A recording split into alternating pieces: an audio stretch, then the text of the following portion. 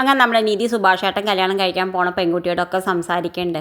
ആ സമയത്ത് നമ്മുടെ നിധി ചോദിക്കുന്നുണ്ട്, നിങ്ങൾക്ക് ശരിക്കും സുഭാഷേട്ടനെ ഇഷ്ടപ്പെട്ടിട്ടാണോ കല്യാണം കഴിക്കണമെന്നൊക്കെ ചോദിക്കുന്ന സമയത്ത് ആ പെൺകുട്ടി പറയുന്നുണ്ട്, എന്താ സുഭാഷേട്ടൻ എന്തെങ്കിലും പറഞ്ഞോ എന്ന് ചോദിക്കട്ടെ, ഞങ്ങൾ അത് നിങ്ങളെ കാണുന്നത് സുഭാഷേട്ടൻ അറിഞ്ഞിട്ട് തന്നെ ഇല്ല, പക്ഷേ ഞാൻ ചോദിക്കുക എനിക്ക് എന്തോ മനസ്സിൽ വല്ലാതെ വിഷമമായതുകൊണ്ട് ചോദിച്ചു എന്ന് മാത്രമേ എന്ന് പറയുമ്പോൾ ആ പെൺകുട്ടി എല്ലാ സത്യാവസ്ഥയും പറയുന്നുണ്ട്, ഞാനും എൻ്റെ ഹസ്ബൻഡും പ്രേമിച്ചിട്ടാണ് കല്യാണം കഴിച്ചത്, ഇപ്പം എന്താണെന്നറിയില്ല, ഞങ്ങൾക്ക് ഒട്ടും മുന്നോട്ടൊപ്പം പോകാൻ കഴിയില്ല, അതുകൊണ്ടാണ് ഞങ്ങൾ ഡൈവേഴ്സിന് പോയണത്. അയാളുടെ വിചാരം ഞാൻ വേറെ കല്യാണം കഴിക്കില്ല എന്നും അയാളില്ലാതെ എനിക്ക് ജീവിക്കാൻ പറ്റില്ല എന്നൊക്കെയാണ്. അത് അയാളുടെ മുന്നിൽ ഞാൻ വേറെ ഒരാളെ കല്യാണം കഴിച്ച് ജീവിച്ച് കാണിച്ചു കൊടുക്കണം, അതാണ് എൻ്റെ വാശി, അതിന് വേണ്ടിയിട്ടാണ് ഞാൻ കല്യാണം ഇത്രയും ധൃതി പിടിച്ചിട്ട് ചെയ്യാൻ ഒരുങ്ങണമെന്നൊക്കെ പറയണതൊക്കെ കേൾക്കുമ്പോൾ നമ്മുടെ നിധിക്ക് മനസ്സിലാവേണ്ടത് നമ്മുടെ സുഭാഷേട്ടനോട് ഇഷ്ടം കൊണ്ടല്ല, അവളെ വാശി തീർക്കാൻ വേണ്ടിയിട്ട് മാത്രമാണ് നമ്മുടെ സുഭാഷേട്ടനെ കല്യാണം കഴിക്കാൻ ഒരുങ്ങണമെന്ന്. എന്തായാലും അവർ കോഫിയൊക്കെ കുടിച്ചിട്ട് പിരിയുന്നുണ്ട്. പിന്നെ കാണിക്കേണ്ടത് എന്തായാലും നമ്മുടെ നിധി നേരെ ചെല്ലുന്നത് നമ്മുടെ സൂപ്പർ മാർക്കറ്റിലേക്കാണ്. സൂപ്പർ മാർക്കറ്റിൽ പോയിട്ട് എല്ലാ സാധനങ്ങളും വാങ്ങുന്നുണ്ട്. കുറേ ഡബ്ബകളും കടുകും പരിപ്പൊക്കെ ഇട്ട് വെക്കാൻ പറ്റിയ ഡബ്ബകളും പാത്രങ്ങളും വീട്ടിലത്തെ കുറേ പൊട്ടിയ പാത്രങ്ങൾ ഒഴിവാക്കാൻ വേണ്ടിയിട്ട് കുറേ പാത്രങ്ങളും ഒക്കെ മേടിക്കുന്നുണ്ട്. എന്തായാലും അവസാനമാകുമ്പോൾ നമ്മുടെ സുധീഷ് പറയുന്നുണ്ട്, ഞാൻ ബില്ല് കൊടുക്കാൻ നിധി പറയുന്ന സമയത്ത് നമ്മുടെ നിധി പറയുന്നുണ്ട്, ഒന്നും വേണ്ട, എനിക്കിപ്പോൾ ശമ്പളം കിട്ടിയത് ആ ദിവസമാണ്, ഞാൻ കൊടുത്തോളാം, നമ്മുടെ വീടല്ലേ എന്ന് പറയുമ്പോൾ ഈ നമ്മുടെ വീടെന്ന് കേൾക്കുമ്പോൾ നമ്മുടെ സുധീഷിനാണെങ്കിൽ വല്ലാത്ത സന്തോഷമാവേണ്ട, അവൻ ആ സന്തോഷം സഹിക്കാൻ പറ്റില്ല. എന്തായാലും എല്ലാ സാധനങ്ങളും കൊണ്ട് നമ്മുടെ സുധീഷും നിധിയും വീട്ടിലേക്ക് വരുന്നുണ്ട്. വീട്ടിലേക്ക് വരുന്ന സമയത്ത് നമ്മുടെ സുധീഷും കവറൊക്കെ പൊളിച്ചിട്ട് വേഗം ഒക്കെ സ്റ്റാൻഡിലേക്ക് വെക്കാൻ നോക്കുന്ന സമയത്ത് നമ്മൾ നീന്തി പറഞ്ഞിട്ട്, അയ്യോ അത് അങ്ങനെ കയറ്റി വെക്കാനുള്ളതല്ല, ഒക്കെ കഴുകാൻ പറയണം നമ്മുടെ സുധീഷിനോട്.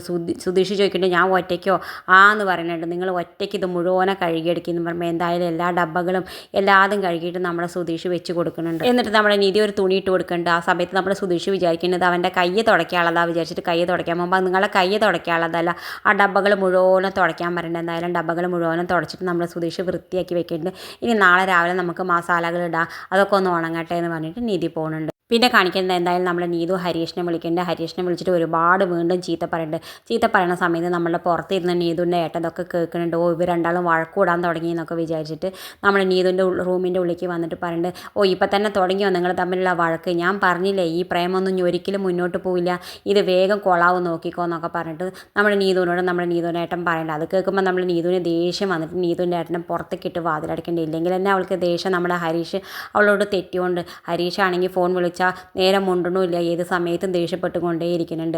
എന്തായാലും നമ്മൾ നീതുവിനാണെങ്കിൽ വല്ലാത്ത സങ്കടം വരുന്നുണ്ട്. പിന്നെ കാണിക്കുന്നത് എന്തായാലും നമ്മുടെ ഹരീഷും സുധീഷും കൂടി സുഭാഷേട്ടൻ കല്യാണം കഴിക്കണം പോണ കുട്ടിയുടെ വീടിൻ്റെ 4 പുറം പോയി അന്വേഷിക്കുന്നുണ്ട്.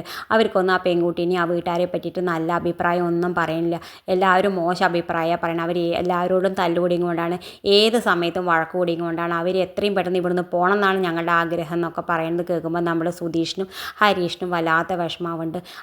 അവരിത് കേട്ടുകൊണ്ട് വീട്ടിലേക്ക് മടങ്ങുന്നുണ്ട്. ഇത് കാണിച്ചും കൊണ്ടാണ് ഇന്നത്തെ പ്രൊമോ അവസാനിക്കുന്നത്. ഇതുപോലുള്ള പ്രൊമോ വിശേഷങ്ങൾ നിങ്ങളുടെ മുന്നിൽ എളുപ്പത്തിലെത്താൻ ഈ ചാനൽ ഒന്ന് സബ്സ്ക്രൈബ് ചെയ്യാൻ മറക്കരുത്.